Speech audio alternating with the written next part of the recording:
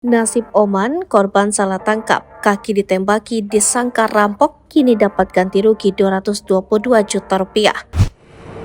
Kejadian yang tak pernah diduga, tiba-tiba saja menghampiri Oman Abdurrahman. Beberapa tahun lalu, Oman Abdurrahman menjadi korban salah tangkap polisi. Kaki kirinya ditembak dan dia dipaksa mengaku sebagai perampok. Setelah bertahun-tahun berlalu, Oman Abdurrahman kini baru mendapatkan ganti rugi atas kejadian itu. Nasib Oman Abdurrahman, korban salah tangkap polisi, kini mendapat ganti rugi 222 juta rupiah. Namun sebelum itu, ia mengalami kisah pilu dari mulai dipaksa mengaku hingga ditembak kakinya. Proses permintaan ganti rugi juga berlangsung lama bertahun-tahun. Oman Abdurrahman adalah warga asal Banten yang menjadi korban salah tangkap oleh Polres Lampung Utara. Uang ganti rugi ini diwajibkan dibayar oleh kepolisian setelah pra-peradilan atas kasus itu dimenangkan oleh Oman pada 17 Juni 2019.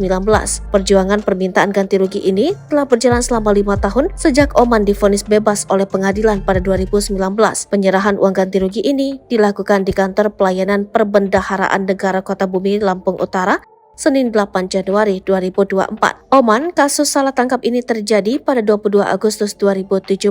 Saat itu polisi menangkap Oman atas tuduhan perampokan di Kota Bumi, Lampung Utara. Oman yang ketika itu tinggal di Balaraja, Banten, ditangkap oleh anggota kepolisian lalu dibawa ke Polres Lampung Utara. Oman dipaksa mengaku telah melakukan perampokan. Bahkan dalam perjalanan ke Lampung Utara, polisi menurunkan Oman di kawasan perkebunan dan dipaksa mengaku dengan cara kekerasan. Kaki kiri Oman ditembak. Merasa tak tahan, Oman terpaksa mengaku perbuatan yang tidak dilakukannya. Namun dalam proses persidangan, majelis hakim menemukan fakta bahwa Oman sama sekali tidak bersalah hingga dia divonis bebas pada 4 Juni 2018.